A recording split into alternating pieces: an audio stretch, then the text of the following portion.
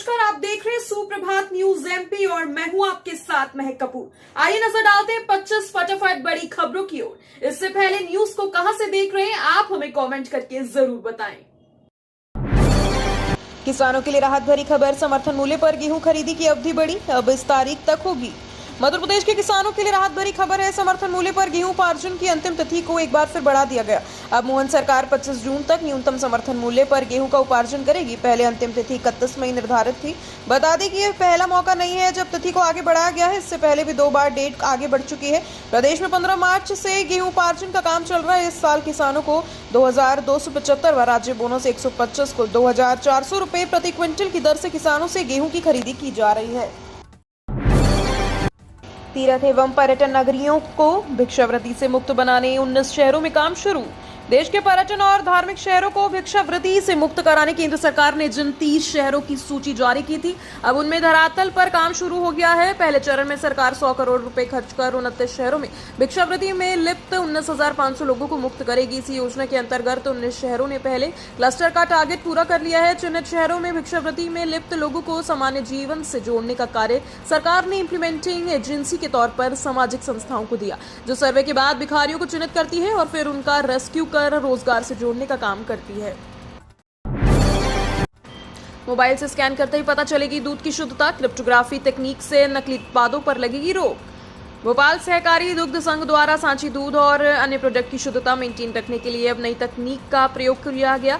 ग्राहक जैसे ही मोबाइल की क्रिप्टोग्राफी ऐप को स्कैन करेंगे, सांची की दूध या अन्य प्रोडक्ट की शुद्धता पता चल जाएगी। MP state co operative dairy federation limited Bhopal सहकारी दुग्ध संघ के मुख्यालय कार्यपालन अधिकारी आरपीएस तिवारी ने बताया कि सांची डेयरी दूध और दुग्ध उत्पादों में काउंटरफीट ऑथेंटिकेशन क्रिप्टोग्राफी सिग्नेचर तकनीक से सांची दूध और दुग्ध उत्पाद युक्त हैं। खुले बोरवेल में हादसों को रोकने का सरकार बना रही कानून, अब जुर्माने के साथ सजा का रहेगा प्रावधान। मध्य प्रदेश सरकार खुले बोरवेल में गिरने से बच्चों की मौत की घटनाओं को रोकने के लिए कानून बना रही है। इसके लिए लोक स्वास्थ्य यांत्रिकी विभाग ने प्रारूप तैयार करने की प्रक्रिया शुरू कर दी है। बोरवेल हादसा होने पर अभी आईपीसी की धाराओं में लापरवाही की धाराओं के तहत कार्यवाही होती थी, लेकिन नए कानून के तहत सख्त सजा का प्रावधान किया जा रहा है। इससे संबंधित विधेयक विधानसभा के मानसून सत्रों में रखा जा सकता है। पर्यटन में भी सिरमौर बन रहा इंदौर, उम्दा हो रही सुविधाएं, इस तरह बड़ी पर्यटकों की संख्या।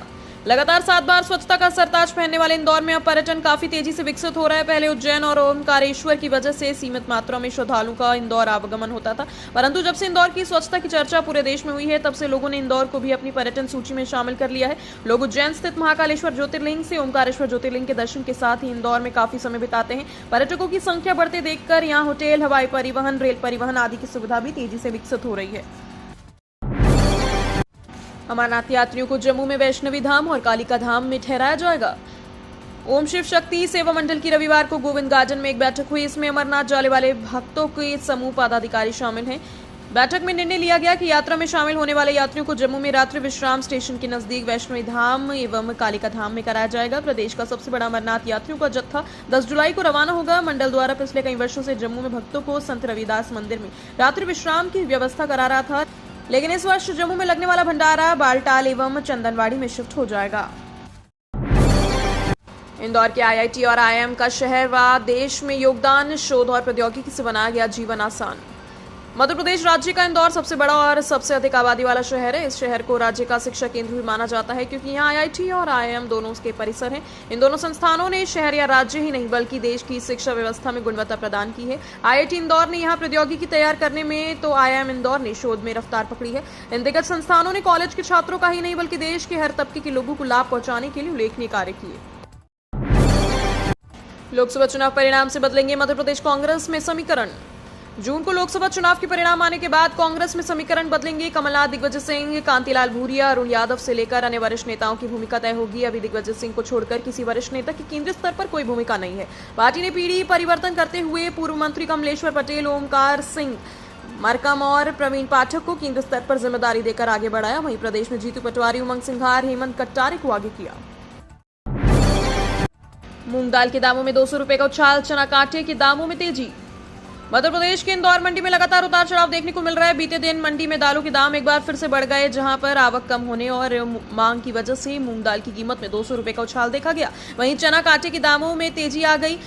चना का आटा बढ़कर 7,100 से 7,125 रुपए प्रति क्विंटल तक बोला गया। यहाँ बढ़िया अनाज और सब्जियों के सटीक मंडी भाव। इस समय मंडी में भाव को लेकर उतार चढ़ाव जारी है। बीते दिन मूंग दाल की कीमत में तेजी देखने को मिली। गर्मी को देखते हुए ऐसी बसों में आग बुझाने अग्निशमन उपकरण किए चेक। गर्मी के आते ही वाहनों में आग लगने की आशंका बढ़ जाती है। इसके बाद भी यात्री वाहनों जैसे बसों, टैक्सी और ऑटो में फायर एवं सेफ्टी किट नहीं रखी गई। इस नियम के पालन कराने के लिए रविवार को ट्रैफिक पुलिस ने अभियान चलाया। बता दें कि पेट्रोल, डीजल और बिजली में आग लगने पर पानी का उपयोग नहीं किया जाता। अगर बस, टैक्सी और ऑटो में आप यात्रा कर रहे हैं तो इस बात का ध्यान जरूर रखें कि उसमें आपातकालीन परेशानियों से निपटने के लिए पर्याप्त सुविधा उपलब्ध है या नहीं। एमपी में लोकसभा चुनाव की मतगणना की तैयारियां पूरी। 116 प्रेक्षकों की निगरानी में होगी काउंटिंग।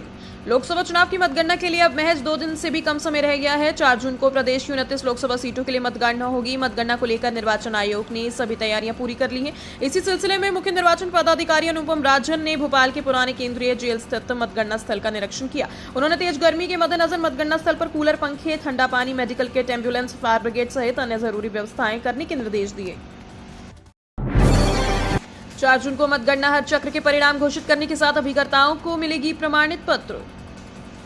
4 जून को मध्य प्रदेश के 52 जिले मुख्यालयों पर होने वाली मतगणना के लिए चुनाव आयोग की तैयारी पूरी हो गई है। हर चक्र की गणना के बाद परिणाम घोषित किए जाएंगे। इसकी प्रमाणित प्रतिलिपि प्रत्याशी या उनके अधिकृत अभिकर्ताओं को दी जाएगी। मुख्य निर्वाचन पदाधिकारी कार्यालय से मतगणना पर वेबकास्टिंग के माध्यम से नजर रखी जाएगी। इसके लिए अधिकारियों को अलग अलग जिलों की जिम्मेदारी दे दी गई है। दिग्विजय सिंह को झटकाया सफलता, कांग्रेस को इन तीनों सीटों पर जीत की उम्मीद। एग्जिट पोल आने के बाद कांग्रेस ने मध्य प्रदेश में 3 सीटों पर जीत की उम्मीद बढ़ा दी है। हालांकि कांग्रेस के बयान से पूर्व मुख्यमंत्री दिग्विजय सिंह को झटका लग सकता है। कांग्रेस के मुताबिक 3 सीटों पर संभावित जीत की दौड़ से पूर्व मुख्यमंत्री दिग्विजय सिंह बाहर हैं। प्रदेश कांग्रेस कमेटी के प्रवक्ता मुकेश नायक से मध्य प्रदेश की 3 लोकसभा सीटों का सवाल पूछा गया। उन्होंने समय गंवाए बिना बता दिया कि मंडला, मुरैना और छिंदवाड़ा में कांग्रेस को जीत मिल सकती है। बता दें कि पूर्व मुख्यमंत्री दिग्विजय सिंह का आखिरी लोकसभा चुनाव है। उन्होंने चुनाव जीतने के लिए पूरी ताकत झोंक दी थी। अब मुकेश नायक के बयान से स्पष्ट हो गया है कि राजगढ़ में कांग्रेस को जीत की उम्मीद काफी कम है। नगर निगम घोटाले में 2 पूर्व कमिश्नरों के खिलाफ होगी जांच, कैलाश विजयवर्गीय ने किया ऐलान। मध्य प्रदेश के नगरीय प्रशासन मंत्री कैलाश विजयवर्गीय इंदौर नगर निगम घोटाले को लेकर एक बड़ा ऐलान किया। उन्होंने कहा कि एक इंदौर नगर निगम के घोटाले में पूर्व निगम कमिश्नर रहे 2 अफसरों मनीष सिंह और प्रतिभा पाल की संदिग्ध भूमिका की जांच की जाएगी। कैबिनेट मंत्री कैलाश विजयवर्गीय ने कहा कि अगर अफसर दोषी पाए जाते हैं तो उन पर भी कार्यवाही की जाएगी। एक वेबसाइट को दिए इंटरव्यू में उन्होंने ये बात कही। दरअसल इंदौर नगर निगम के 100 करोड़ से ज्यादा के घोटाले में नया मोड़ आया। खाद विक्रय करने वाली 3 दुकान और एक गोदाम सील अधिक दाम पर बेचकर किसानों को कर रहे थे ठगी। मध्य प्रदेश के गुना जिले में किसानों की शिकायत के पश्चात निर्धारित मूल्य से अधिक मूल्य पर खाद का विक्रय होने वाली 3 दुकानों और एक गोदाम को सील करने की कार्यवाही जिला प्रशासन की ओर से की गई। जानकारी के मुताबिक गुना जिले में किसानों को खाद निर्धारित शासन के मूल्य से अधिक मूल्य पर विक्रय करने की लगातार शिकायतें शासन के प्राप्त हो रही थी। इस पर कलेक्टर डॉक्टर सत्येंद्र सिंह ने संज्ञान लेते हुए खाद विक्रय केंद्रों की जांच करने के आदेश दिए। इसके पश्चात रविवार को अपर कलेक्टर अखिलेश जैन के नेतृत्व में जांच टीम गठित कर खाद दुकानों की औचक जांच की गई। निर्धारित शासकीय मूल्य से अधिक मूल्य पर खाद का विक्रय करते हुए 3 दुकानों और गोदाम को सील करने की कार्यवाही की गई। बीजेपी का झूठा प्रोपेगेंडा, दबाव में न आए कमलनाथ का कार्यकर्ताओं को जरूरी संदेश।